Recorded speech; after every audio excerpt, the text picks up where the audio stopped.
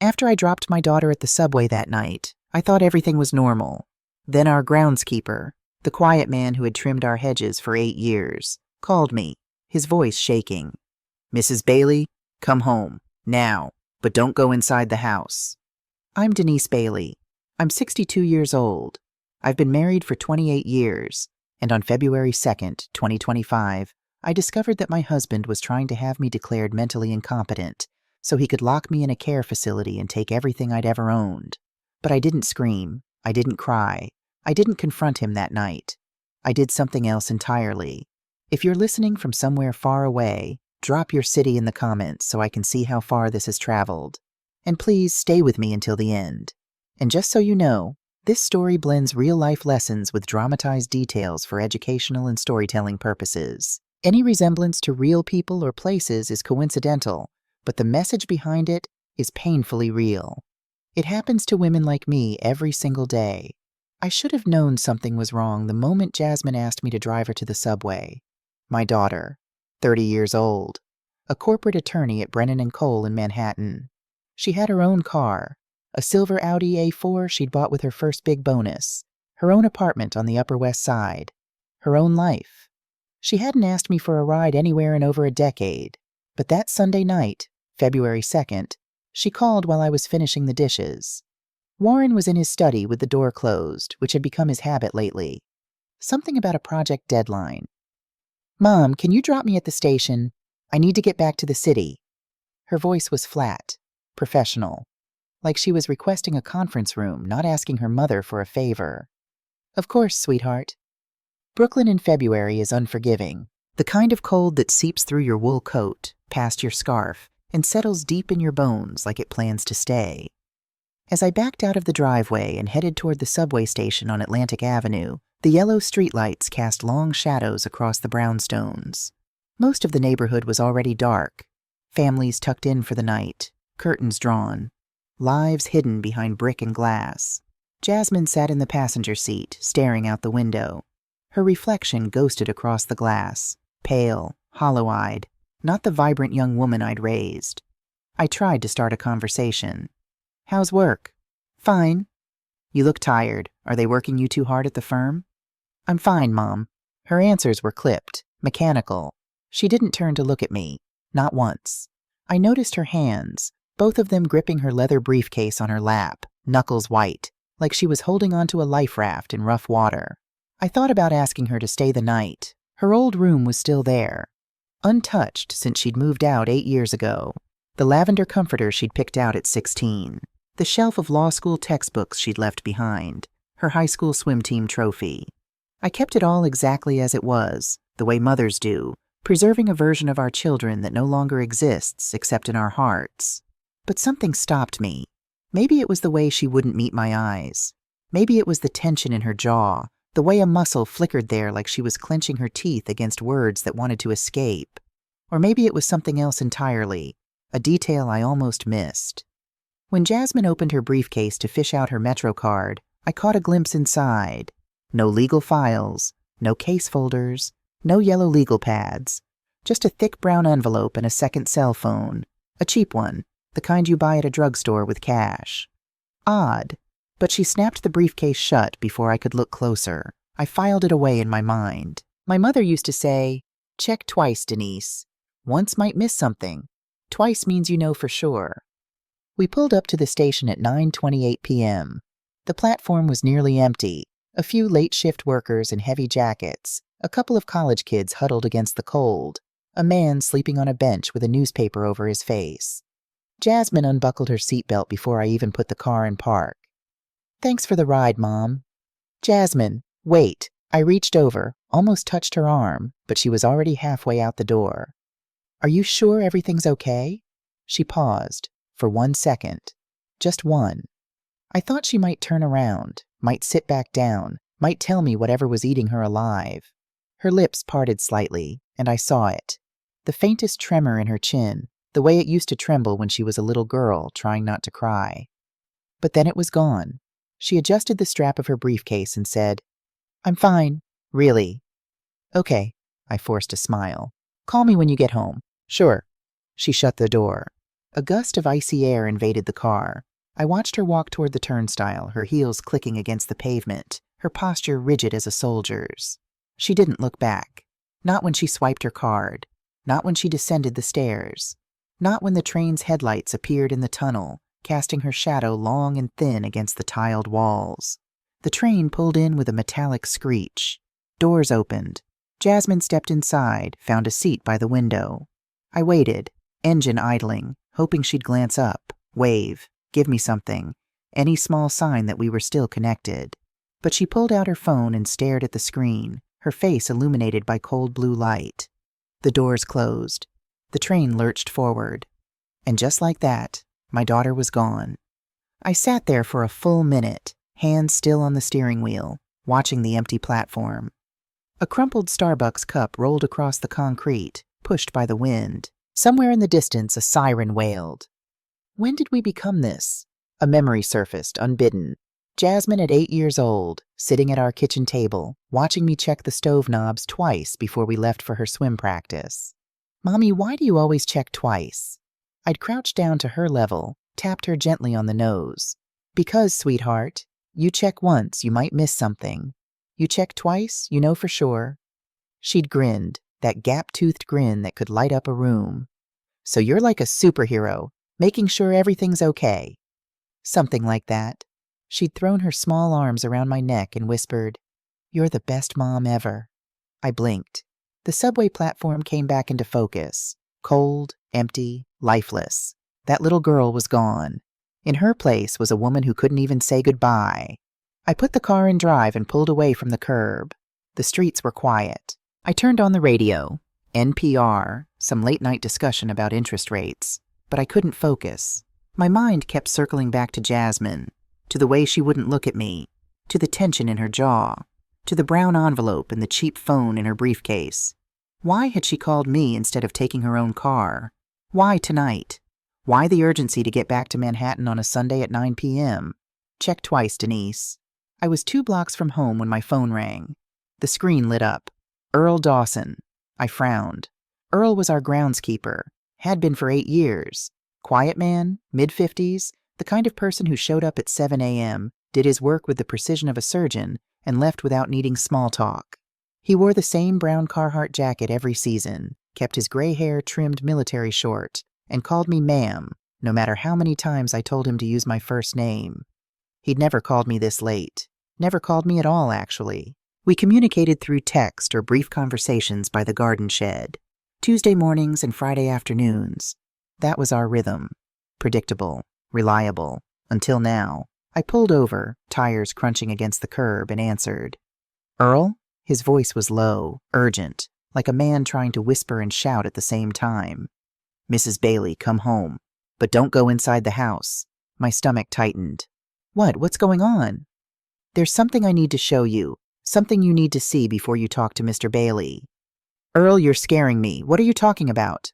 A pause. I could hear him breathing. Fast, shallow, like he'd been running, or like he was scared. Really scared. "Ma'am, meet me at the tool shed. The one out back by the maple tree.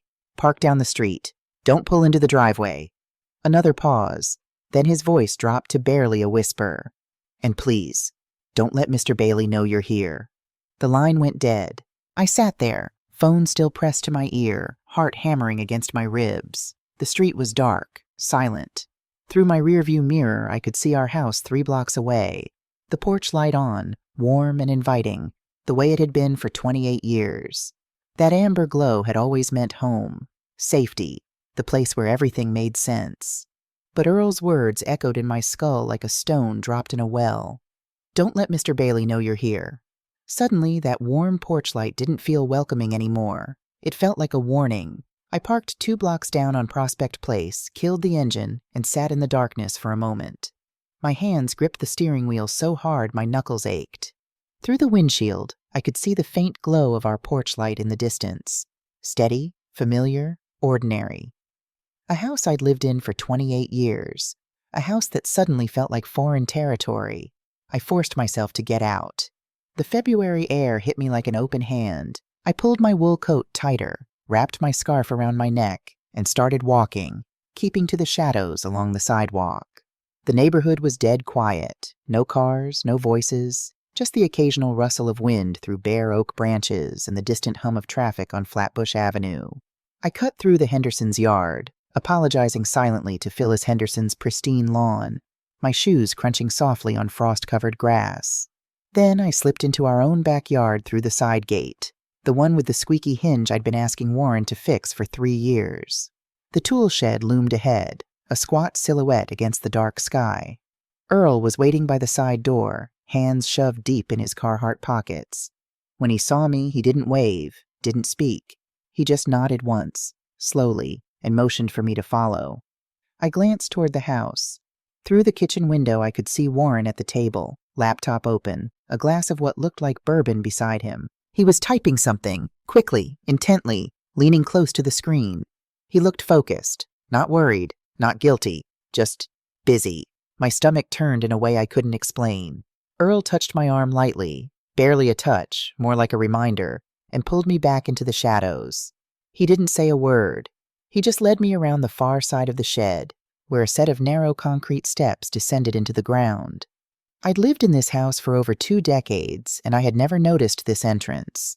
I'd always used the basement door inside the house, the one off the hallway, next to the coat closet. I didn't even know there was an exterior access. Earl clicked on a small flashlight, one of those slim tactical ones, the beam sharp and white. "Careful," he whispered. "Steps are steep. Hold the railing." We descended. The air changed immediately, thick, damp, smelling of old concrete and something faintly metallic, like copper pipes sweating in the cold. Earl swept the flashlight across the room, past the furnace, past the water heater, past shelves stacked with paint cans and Christmas decorations I hadn't touched in years, past a box labeled Jasmine College in my own handwriting, until the beam landed on the far corner. And then I saw it. A black duffel bag, unzipped, overflowing with cash. Stacks of $100 bills, rubber-banded in tight bundles, lined up like bricks in a wall. Next to it, a cardboard box with the flaps open, stuffed with papers. And sitting on top of the box, a small USB drive with a handwritten label in black Sharpie. DB Financial Records, 2019 to 2024. DB, my initials, Denise Bailey. I stared. My brain simply refused to process what I was looking at. What is this?" Earl stepped closer, keeping his voice low enough that even the furnace couldn't overhear. "This morning around 8:30, I came down here to grab fertilizer for the front beds." I heard voices. "Mr. Bailey and a man I'd never seen before. They were arranging all of this, organizing papers, taking photographs. Professional photographs, ma'am. The man had a camera. A good one." He paused, swallowed hard. Mr. Bailey was directing him, telling him where to place things, making sure everything looked natural, like it had been here a long time.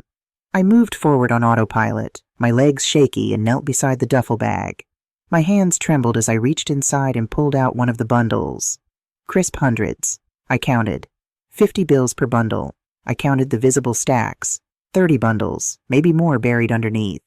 $150,000. At least. I dropped the cash like it had burned me. Earl crouched beside me, shining the flashlight into the cardboard box. "There's more." I pulled out a ledger, one of those old-fashioned accounting books with columns and handwritten entries. Dates, transactions, dollar amounts.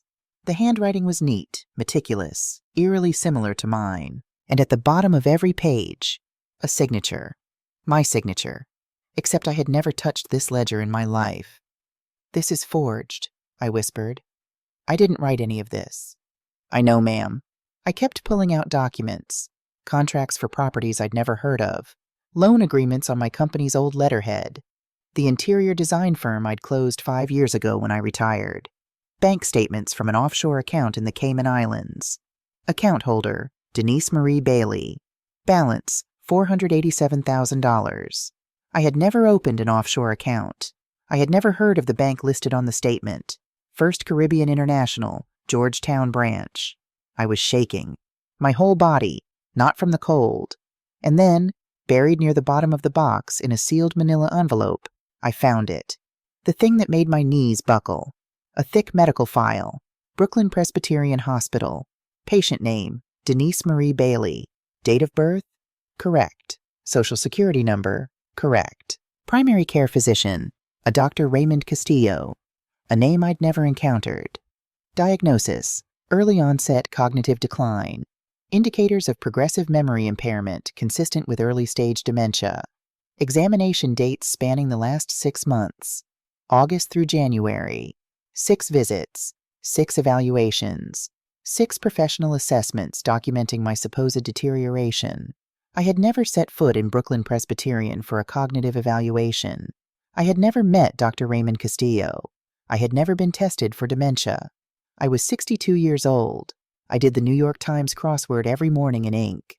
I managed my own investments. I remembered my granddaughter's shoe size and my neighbor's birthday and the exact date Warren and I had our first kiss. October 14th, 1996, outside a Thai restaurant on Smith Street in the rain. My mind was not failing. Someone was trying to make the world believe it was.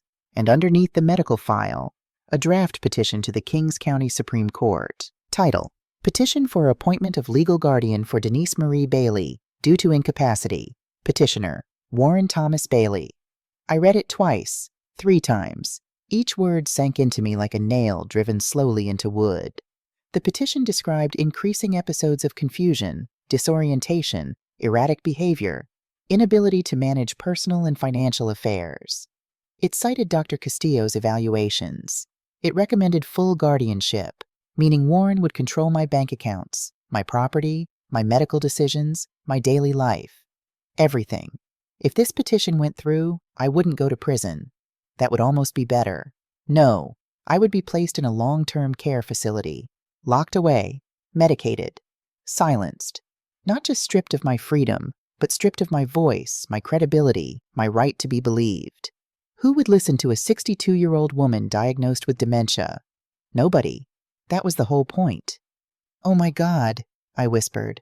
My voice didn't sound like mine. It sounded old, which I suppose it was, but it also sounded broken, which I refused to be. "He's not just trying to take my money." I looked up at Earl. "He's trying to erase me." Earl's eyes were red. In 8 years, I had never seen this stoic, quiet man show emotion. But now, standing in my own basement surrounded by evidence of my husband's betrayal, Earl Dawson looked like he might cry. "Mrs. Bailey," he said, "you need to leave this house. Tonight." I stared at the petition one more time. Warren's signature at the bottom, neat and precise. The same signature I'd seen on our mortgage, our tax returns, our daughter's college tuition checks. The same hand that had held mine at our wedding, that had cradled Jasmine when she was born, that had touched my face 1,000 times and said I love you. That hand was now signing documents to lock me in a cage. "Earl," I said quietly, "why are you helping me?" He was silent for a moment. Then he sat down on an old paint bucket, clasped his hands between his knees, and spoke. 6 years ago, my daughter Abigail got hit by a car. She was riding her bike home from school on Nostrand Avenue. The driver ran a red light, shattered her leg in 3 places, femur, tibia, and ankle. The surgery, the physical therapy, the hospital bills, $47,000 total. Our insurance covered barely half. I was drowning, Mrs. Bailey. I came to you, hat in my hands, and you wrote me a check that same day. $24,000. No interest, no contract, no payment schedule. You just said, "Pay it back when you can, Earl. Family helps family." I barely remembered the exact amount. I just remembered Earl standing in my kitchen, eyes red, voice breaking, showing me a photo of Abigail in a hospital bed with metal rods in her leg. I remembered thinking, this man takes care of my home like it's his own. The least I can do is take care of his family. "Abigail's in college now," Earl continued. "2nd year. Pre-nursing program at CUNY. She wants to be an ER nurse." His voice cracked on the last word. "You saved my family, Mrs. Bailey. Now I'm saving yours." I looked at this man, this quiet, decent man who mowed lawns and trimmed hedges and never asked for anything, and I understood something that would carry me through the darkest months of my life. The people who matter don't announce themselves. They just show up. I pulled out my phone and started taking pictures. The duffel bag with the cash, the forged ledgers with my handwriting that wasn't my handwriting, the USB drive, the offshore bank statements, the fake medical records, The guardianship petition. Every piece of this nightmare captured in grainy smartphone photos. My hands shook so badly I had to retake several shots. Earl held the flashlight steady, didn't rush me, didn't say a word. When I was done, I stood up, brushed the dust off my knees, and took one last look at the evidence. Then I composed a text to Warren. Lorraine called. She's got a terrible flu. I'm going to stay at her place tonight and help out. Don't wait up. I hit send before I could second-guess myself. His reply came 2 minutes later. Okay, hun. Take care of yourself. Love you. Love you. 2 words he'd said to me 1,000 times over 28 years. At our wedding. In hospital rooms. On anniversaries. Over morning coffee. In bed at night. His arm around my waist. His breath warm against my neck. 2 words that now felt like a knife slipped gently between my ribs. My hands shook as I typed back. Love you too. I slid the phone into my coat pocket and looked at Earl. I need to go, I said. Somewhere he can't find me. Somewhere I can think. Earl nodded. I know a place. My cousin's got an empty apartment in Astoria. Nothing fancy, but it's clean and quiet. He's overseas right now. Nobody will know you're there. No, I don't want to involve your family any more than I already have. I pulled my car keys from my pocket. There's a motel near JFK, the Skyline Motor Inn. The kind of place where you pay cash and nobody asks questions. Earl frowned. That's not exactly... It's perfect. I managed something that was almost a smile. Earl, you've done more for me tonight than most people do in a lifetime. Go home. Kiss Abigail. I'll call you tomorrow. He hesitated. Then he reached into his jacket pocket, pulled out a crumpled business card, and pressed it into my hand. My cell number's on there. You call me. Anytime. Day or night. I mean it. I squeezed his hand once, hard, then let go. He slipped back into the shadows, heading toward his truck parked down the block. I waited until his taillights disappeared around the corner before I moved. The Skyline Motor Inn sat on a quiet stretch of Rockaway Boulevard near the airport, a squat 2-story building with flickering neon and a parking lot full of pickup trucks and beat-up sedans. The kind of place that existed in the margins of the city, invisible to anyone who didn't need it. Perfect. I parked around back, grabbed my purse, and walked into the lobby. The air smelled like stale cigarettes and pine sol. Behind the counter, a bored young woman with headphones and long acrylic nails barely looked up as I approached. Room for the night, I said. $80? Cash or card? Cash. She slid a registration card across the counter. I scribbled a fake name, Dorothy Marshall, my mother's name, and handed her 4 20s and a 10. She gave me a key attached to a plastic diamond-shaped tag. Room 24, 2nd floor. Checkout's at 11. The room was exactly what I expected. Thin carpet the color of oatmeal, a sagging double bed, a TV bolted to the dresser, a bathroom with a door that didn't quite close all the way. The kind of room that asked no questions and expected no explanations. But it had a desk, a chair, and a Wi-Fi password taped to the nightstand. That was all I needed. I locked the door, sat down at the desk, and opened my phone. The photos from the basement filled the screen. Stacks of cash, forged ledgers, the USB drive, the offshore bank statements, and those medical records. Those damned medical records that said I was losing my mind. I was not losing my mind. I was finding it. I pulled up my contacts and called the only person in this world I trusted completely. The phone rang 3 times. Then a voice, groggy, irritated, achingly familiar. Denise, it's almost midnight. What's wrong? Lorraine, I said. I need your help. Something's happened. A pause. The sound of sheets rustling.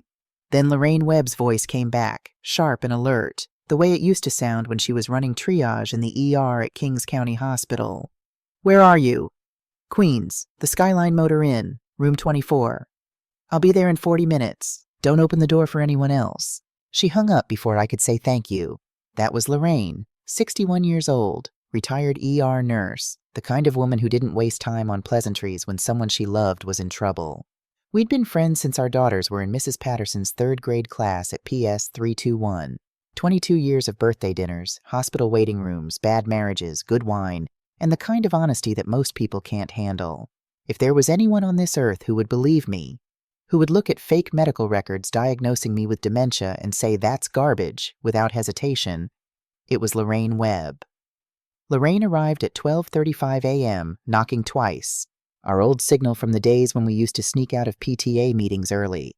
She wore sweatpants, a puffy North Face jacket over a faded Knicks t-shirt, and the expression of a woman who had seen enough blood and chaos in 30 years of emergency medicine to never be shocked by anything. She took one look at my face and said, "Sit down.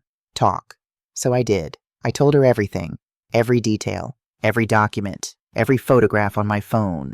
I showed her the forged ledgers with my handwriting that wasn't my handwriting, the offshore bank statements from First Caribbean International in Georgetown, the stacks of cash in the duffel bag, the USB drive labeled with my initials. And then I showed her the medical records, the 6 evaluations at Brooklyn Presbyterian, the diagnosis of early onset cognitive decline, the name of a psychiatrist I had never met. And I showed her the guardianship petition. Lorraine read the petition on my phone screen, her face getting harder with every line. When she finished, she set the phone down on the nightstand, rubbed her face with both hands, and said one word. "Bastard." She said it quietly, the way a surgeon says complications, not with heat, with precision. "Denise, I worked 30 years in the ER at Kings County. I've seen husbands hit their wives. I've seen parents burn their children. I've seen things that would make a priest lose his faith." She looked at me. "But this is different. This is calculated. This isn't rage. This is a plan. Someone helped him build this." "The man Earl saw in the basement," I said. "Warren was with someone, a man in an expensive suit. Earl said he'd never seen him before." "Did Earl get a look at him?" "He took a photo, through the crack in the door." I pulled up the image Earl had sent me. A man, early 40s, tall, broad-shouldered, wearing a charcoal gray suit that was clearly custom-tailored. Dark hair slicked back. Strong jawline. He stood next to Warren near the duffel bag, one hand gesturing casually at the documents spread across the floor. He was smiling, not nervously, not guiltily, confidently. Like a man who had done this before and knew exactly how it would end. Lorraine studied the photo for a long time. "We need to find out who he is," she said. "How? I can't go to the police. Not yet. They'll see $487,000 in an offshore account with my name on it. They'll see forged documents with my signature. They'll think I'm trying to cover my tracks." "I know." Lorraine was already reaching for her phone. "But I'm not talking about the police. I'm talking about my nephew, Tommy Hartwell." "Tommy?" "Janet's boy. He was Army intelligence, 6 years, 2 deployments, Iraq and Afghanistan. Now he does private security and cybersecurity consulting out of an office in Red Hook. If there's a digital trail on this man in the photo, Tommy will find it." She was already dialing. "Tommy used to run night patrols in Fallujah at 3 a.m. Midnight in Brooklyn is a vacation." The phone rang twice. A man's voice, alert despite the hour. "Aunt Lorraine, everything okay?" "No. I need you to meet me tomorrow morning, 8 a.m. Bring your laptop. And Tommy, don't mention this to anyone." A pause. Then, "Where?" "I'll text you the address. And Tommy, this is important. Someone I love is in trouble. I'll be there." She hung up and looked at me. "We start tomorrow. Tonight, you sleep. Or you try." I didn't sleep. Not really. I lay on that sagging motel bed, staring at the ceiling, listening to the planes overhead and the occasional siren in the distance, and I played our marriage back in my head like a film reel. I met Warren at a gallery opening in Soho in 1993. I was 30, just starting to build my interior design firm. He was 33, an architect, charming and ambitious, with a smile that made you feel like the only person in the room. We fell hard and fast. Jasmine came along in 1995. Our beautiful accident, Warren used to call her, laughing, kissing her forehead. We married in the spring of 1997 and bought the house in Brooklyn later that same year. 28 years of marriage. Built a life, or I thought we had. Now lying in a motel room in Queens at 2 a.m. I wondered, how much of it was real? The dinners, the vacations, the quiet Sunday mornings reading the paper together? Was any of it genuine? Or was I just an asset in a portfolio, a name on a deed, a woman who trusted too much and checked too little? Check twice, Denise. I had forgotten my own rule. Lorraine stayed until nearly 3 a.m. We went through every photo on my phone, piecing together what we knew, listing what we didn't. She made notes in her neat nurse's handwriting on Skyline Motor Inn stationery, the kind of meticulous documentation that 3 decades of medical charting had drilled into her bones. Neither of us slept after she left. At 6, she texted, "Called Tommy. Confirmed 8 a.m., Queen's Diner on Steinway. I'm picking you up at 7:30. At 7, I splashed cold water on my face, drank the worst cup of instant coffee I'd ever tasted, and waited by the window until Lorraine's green Subaru pulled into the parking lot. Tommy Hartwell arrived at the diner on Steinway Street in Astoria at 8 a.m. sharp, one of those old-school Queens diners with vinyl booths and fluorescent lights and coffee that tasted like it had been sitting on the burner since the Clinton administration.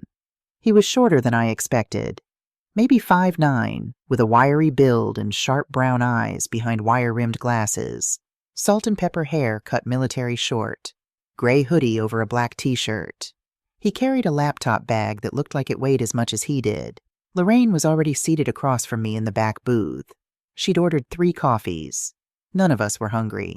Tommy slid in next to his aunt, assessed me with a single quick glance, the way a soldier assesses a room, and extended his hand. "Mrs. Bailey, Tommy Hartwell, Aunt Lorraine says you're in trouble." "That's an understatement." "Then let's not waste time." He opened his laptop. "Show me what you've got." I slid my phone across the table, the photo of the unknown man filling the screen. Tommy studied it for a long moment, then connected a small device to his laptop and transferred the image. His fingers moved across the keyboard with the fluid speed of someone who spoke fluent code, programs I'd never seen, windows filling with databases and search algorithms and facial recognition grids. Lorraine sipped her coffee and watched. "Tommy did this for military intelligence," she said quietly. "If there's a trail, he'll find it." 15 minutes passed. Tommy didn't speak. He just typed, clicked, cross-referenced, typed again. The diner filled up around us. Construction crews ordering egg sandwiches, an elderly couple sharing a plate of pancakes, a cab driver reading the daily news, and nobody paid us the slightest attention. Finally, Tommy exhaled and turned the screen toward me. "Here's what I've got." A grid of photos filled the screen. 6 different men. Except they weren't different men. They were the same face, slightly altered each time. Different haircuts, different glasses, different facial hair. But the bone structure was identical. The eyes were identical. That confident, dead-eyed smile was identical. Tommy pointed to each one. "Your guy. Real name, Victor Hale. Born Newark, New Jersey, 1983. But he's used at least 5 aliases over the past decade." He clicked through them one by one. Vincent Crawford, Boston, 2016. Financial consultant. Vincent Powell, Chicago, 2017. Wealth management advisor. Daniel Calloway, Philadelphia, 2021. Estate planning specialist. Dominic Harper, Seattle, 2022. Investment consultant. Victor Hale, Brooklyn, 2024 to present. Independent financial advisor. Different names, different cities, same predator. He targets successful professionals going through financial stress or marital problems, Tommy continued. Architects, developers, business owners, people with real assets, homes, retirement accounts, businesses, but who aren't wealthy enough to have security teams or PR firms. Successful enough to be worth the effort. Quiet enough to destroy without making headlines.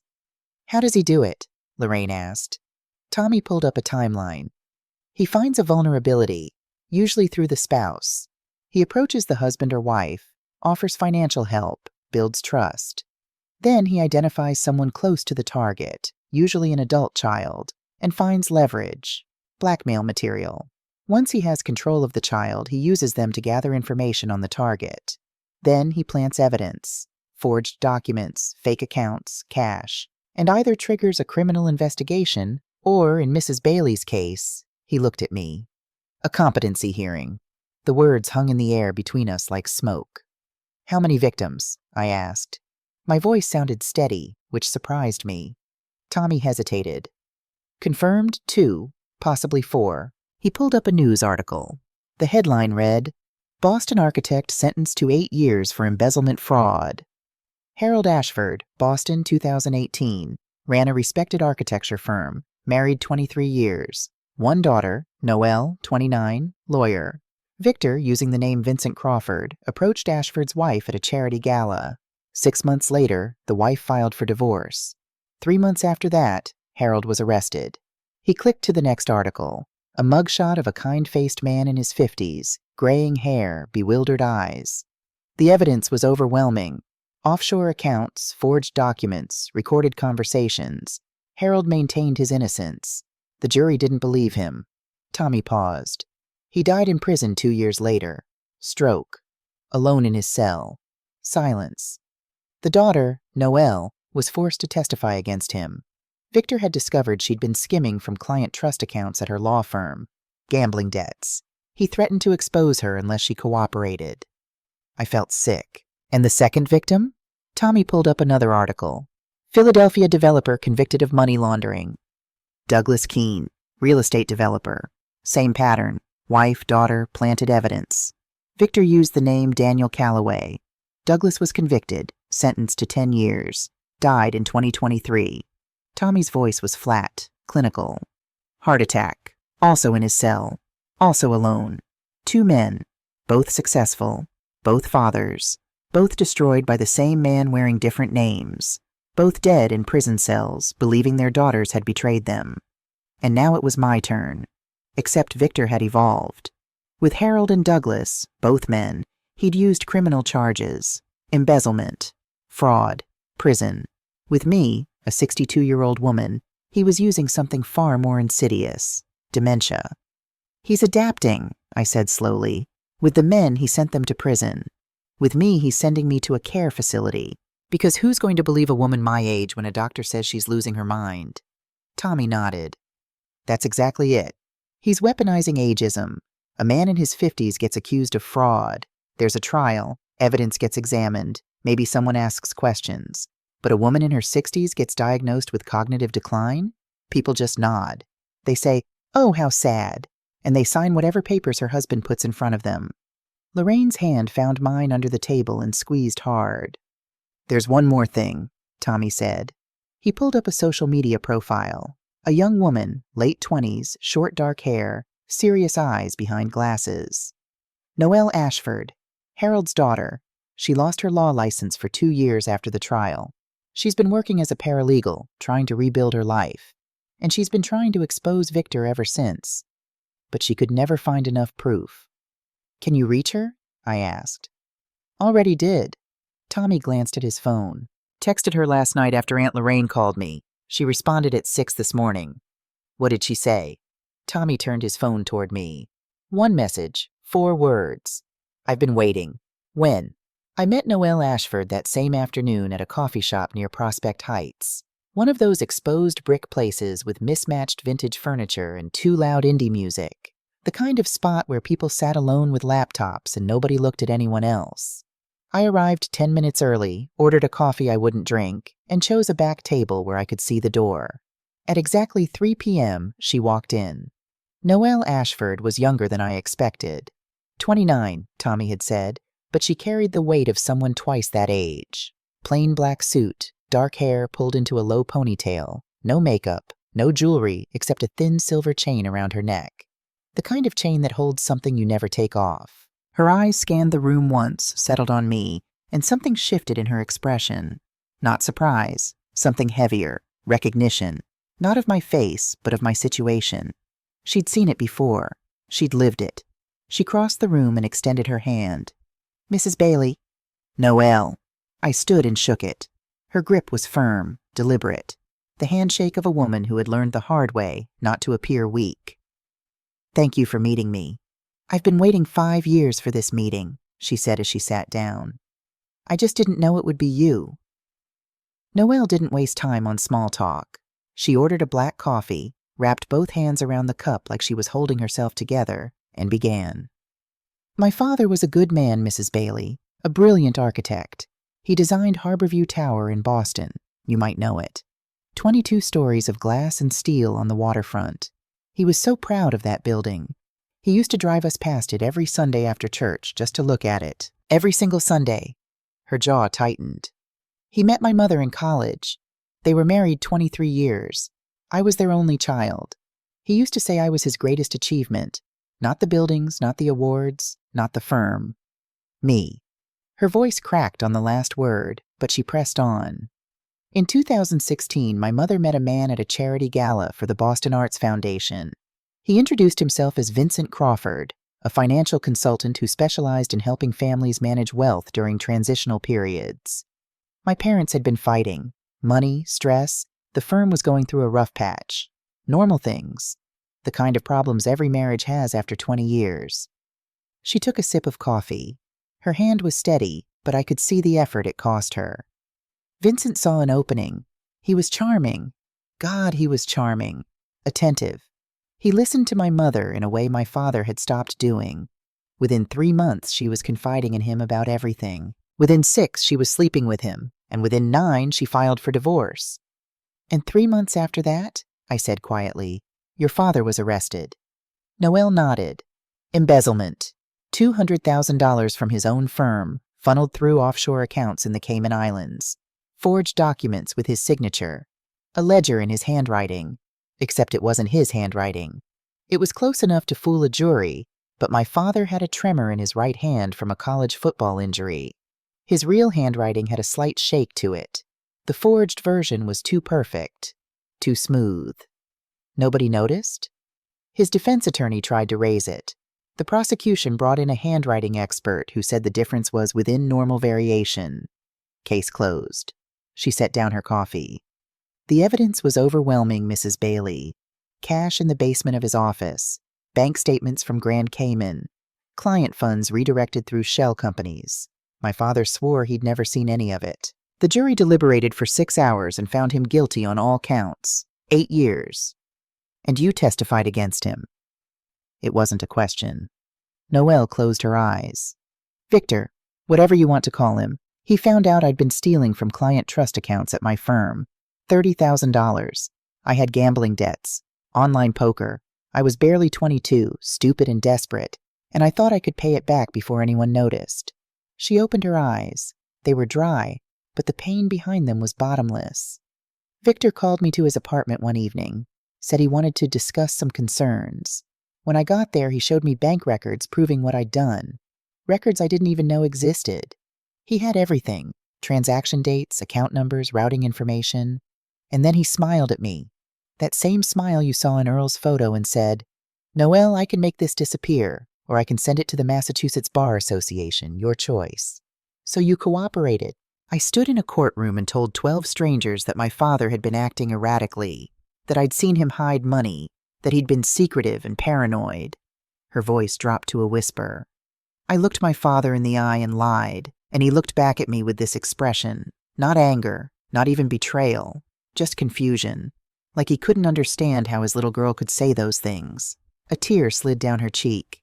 She wiped it with the back of her hand. He died 2 years later. Stroke. Alone in his cell at 4 a.m.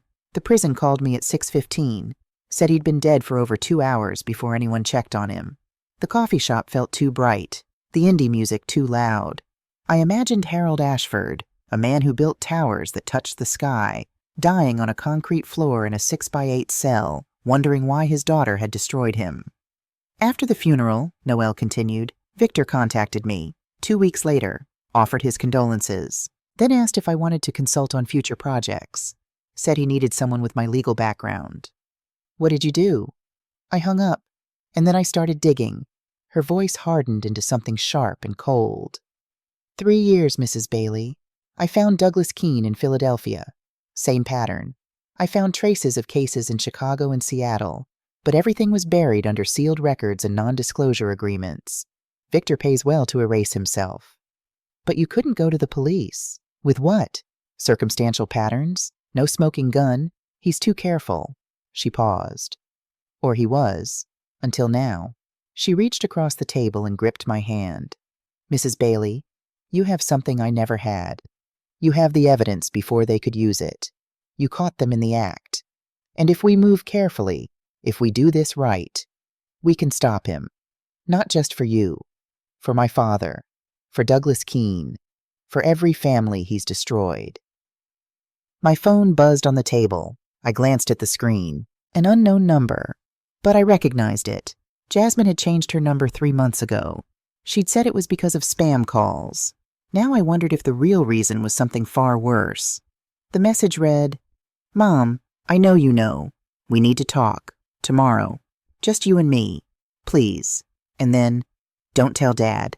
I showed Noelle. Her expression tightened. "Be careful," she said. "Victor could be using her. He might be there." "I know," I said. "But she's my daughter." "Then don't truly go alone. Have someone nearby. And Mrs. Bailey," she held my gaze, "record everything." I barely slept that night. I'd moved to a different motel in Astoria, closer to Tommy's office, paying cash under the same fake name. The room was slightly better than the skyline. The carpet was thicker, the bed didn't sag quite as much. But it didn't matter. I could have been lying in the presidential suite at the plaza, and I still wouldn't have slept. Not with Jasmine's message burning a hole in my phone. "Mom, I know you know." What exactly did she know? And how long had she known it? At 6 a.m. Wednesday, I drove from the motel to Jasmine's apartment on West 83rd Street in Manhattan.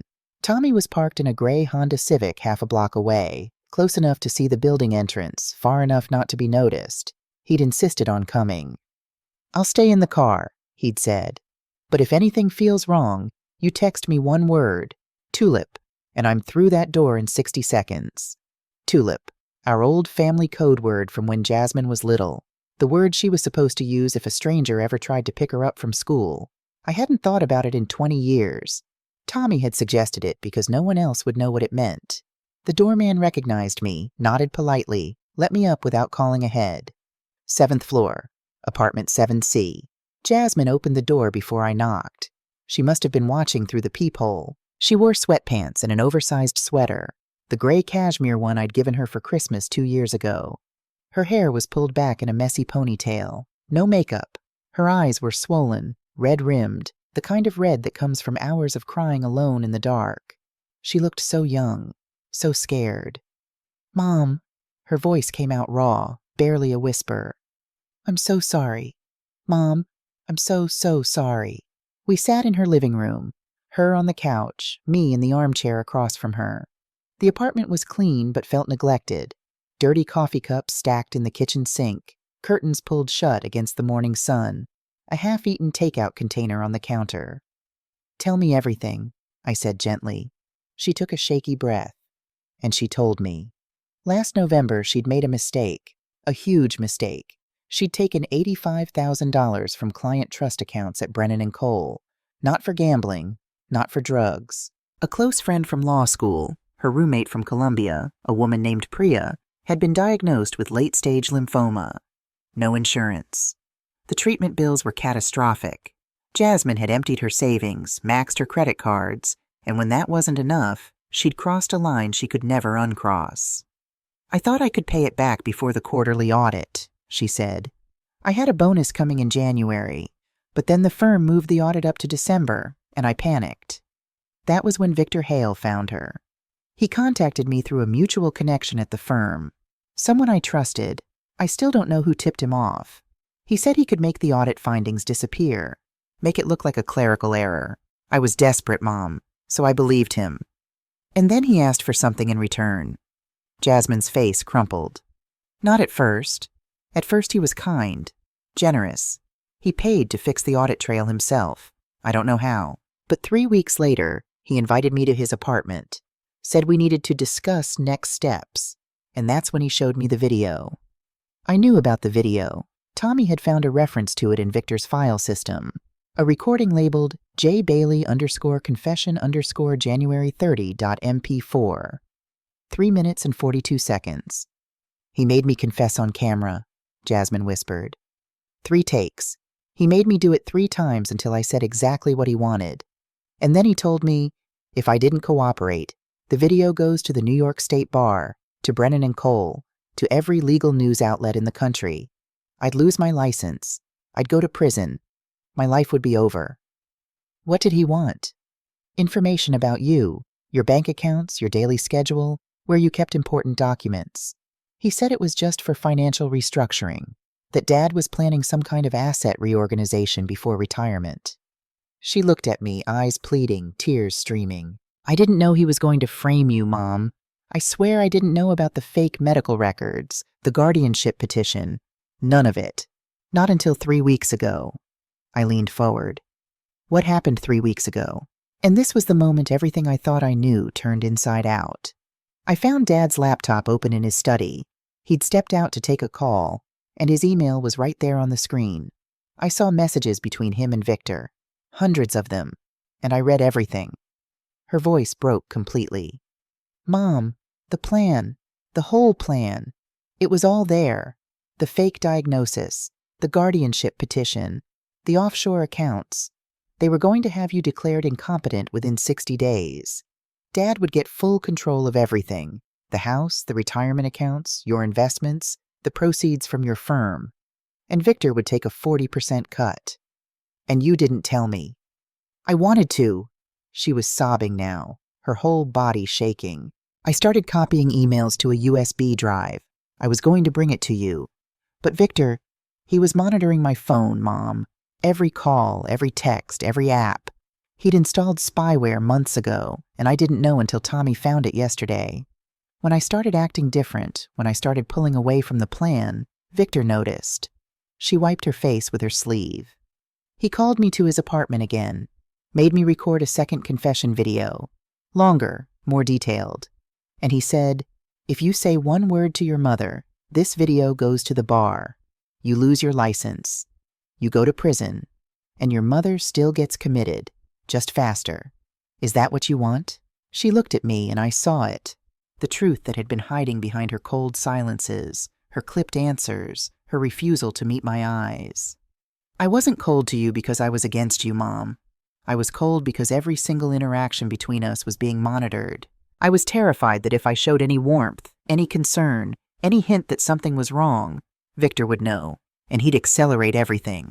She reached for my hand. The brown envelope in my briefcase that night, at the subway. It was the USB drive with copies of Dad's emails to Victor. I was going to give it to an attorney I trusted at another firm. Someone Victor couldn't reach. But I was so scared, Mom. I didn't know if he was watching me. I didn't know if someone was following me. I couldn't even look at you because I was afraid my face would give everything away. And the second phone? I whispered. Jasmine nodded. A burner, bought with cash at a Walgreens in Midtown. No registration, no SIM card linked to my name. It's the only device Victor doesn't control. I used it to contact the attorney. It's the phone I texted you from last night. The room went blurry. My daughter hadn't betrayed me. My daughter had been fighting alone in the dark, trapped between a monster and the mother she was trying to protect. I stood up, crossed the room, and pulled her into my arms. She collapsed against me, 30 years old, a lawyer, a grown woman, and she cried the way she used to cry when she was 5 and had scraped her knee on the playground. Deep, shuddering sobs that came from somewhere primal. I'm sorry, Mom, she kept saying. I'm so sorry. You're brave, I whispered into her hair. You're braver than you know. We held each other for a long time. The morning sun crept under the curtains, casting a thin line of gold across the floor. Somewhere outside, a garbage truck rumbled down West 83rd Street. The city was waking up. The world was going on as if nothing had happened. But everything had happened, and nothing would ever be the same. Jasmine left that morning and came back 2 hours later, holding a USB drive no bigger than my thumb. 6 months of emails between Warren and Victor, the entire blueprint for my destruction. But the USB held something else, something Tommy found buried in a subfolder that same evening, hunched over his laptop at Lorraine's kitchen table while the rest of us sat in stunned silence. Warren had been married before. Her name was Eleanor Patterson. They married in 1989, divorced in 1993, the same year he met me. Court records showed Eleanor had accused Warren of financial fraud, of hiding assets, of forging documents to strip her of everything she owned. The judge didn't believe her. Eleanor lost the house, the savings, the car, all of it. Warren walked away clean and started fresh. With me. I drove to Hartford, Connecticut the next morning, alone. I needed to see her with my own eyes. Eleanor lived in a 3rd-floor walk-up above a laundromat. No elevator, peeling yellow wallpaper, a tabby cat on a threadbare couch. She was 63 years old, but looked older. Shoulders rounded, eyes cautious. the posture of a woman who had spent 2 decades being told she was crazy. She opened the door and I said, "I'm Denise Bailey. I'm Warren's current wife." She stared at me for 5 full seconds. Then she started to cry. "Come in," she whispered. "I've been waiting 30 years for someone to knock on this door." Eleanor told me everything. Warren's gambling, the hidden debts, the man he'd hired back then, a consultant named Kenneth Stafford, who had helped him forge documents and gaslight Eleanor until no one believed a word she said. "He told everyone I was unstable," Eleanor said, her voice cracking. "Paranoid, delusional, and they believed him. Every single one of them believed him." She looked at me with eyes that had carried 30 years of silence. "He was going to do it to you too, wasn't he?" "Yes," I said. "But this time is different. This time there's proof, and this time he's not getting away with it." I held her hands. "Will you testify?" She didn't hesitate. "Just tell me when." "Thursday evening, Lorraine's living room. 6 of us around the table. Me, Jasmine, Lorraine, Tommy, Noelle Ashford, and Eleanor Patterson. Tommy had contacted FBI Special Agent Colton Hayes from the White Collar Crime Division, a man who had been tracking Victor under a different name for 3 years without enough evidence to move. Now he had enough. The plan was precise. Saturday night, I would go home wearing a wire approved by a federal judge. I would confront Warren, not to punish him, but to push him into calling Victor. FBI would be listening. A second team would raid Victor's Manhattan apartment simultaneously. If Victor ran for JFK, and Tommy had confirmed a one-way ticket to Georgetown, Cayman Islands, departing Sunday, agents would intercept him at the gate. Saturday evening, 7:30 p.m. I walked through my own front door for the last time as Warren Bailey's wife. He'd made roast chicken, my favorite. He smiled when I came in, kissed my cheek, asked about my week. I answered on autopilot while the device taped beneath my blouse recorded every word. After dinner, I sat across from him in the living room and said, "Warren, I want to talk about our finances, specifically the account at First Caribbean International in the Cayman Islands." His face went white in 3 seconds. What followed was 12 minutes of conversation that Agent Hayes would later call the most complete self-incrimination I've heard in 20 years. Warren stammered, denied, then crumbled. He admitted the gambling debts, $340,000 accumulated over 5 years. He admitted Victor's involvement. And when I mentioned Eleanor Patterson's name, his hands started shaking so violently he knocked his wine glass off the table. Then he did exactly what Hayes predicted. He grabbed his phone and called Victor. "She knows everything. You need to leave. Tonight." FBI heard every word. Both sides. 20 minutes later, Agent Hayes knocked on my front door. Warren was handcuffed in our living room, reading his rights while I stood in the kitchen doorway, perfectly still, perfectly calm. At JFK, Victor Hale was stopped at the check-in counter holding a passport under the name Dominic Harper and a one-way ticket to the Cayman Islands. He didn't resist. He didn't speak. For the first time, that confident smile was gone. The trial lasted 9 days. Eleanor Patterson testified first. 30 years of silence broken in 40 minutes. She described what Warren had done to her. The gaslighting, the fraud, the systematic destruction of her credibility. And when she finished, 3 members of the jury were crying. Noelle Ashford testified next. She told them about her father, Harold, who had died alone in a prison cell, believing his daughter hated him. She told them about the confession Victor had forced from her at 22. She told them she would carry that guilt until the day she died. Jasmine testified last. She explained the $85,000, the friend with cancer, the desperation, the line she'd crossed. She showed the court Victor's blackmail videos. She described the spyware on her phone, the isolation, the terror of watching her mother being set up for destruction while being powerless to stop it. "I wasn't cold to my mother because I didn't love her," Jasmine told the jury. "I was cold because loving her was the most dangerous thing I could do." When the prosecutor asked me if I forgave Warren, I looked at him across the courtroom, this man I had shared a bed with for 28 years, and I said, "I forgive the man I thought he was, but the man sitting there, I never knew him."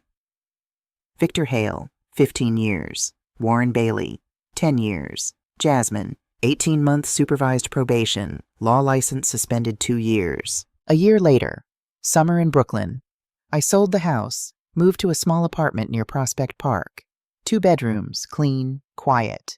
No basement, no secrets. Jasmine works at Noelle Ashford's new legal aid office, representing elderly victims of financial abuse. Eleanor Patterson calls me every Tuesday night from Hartford.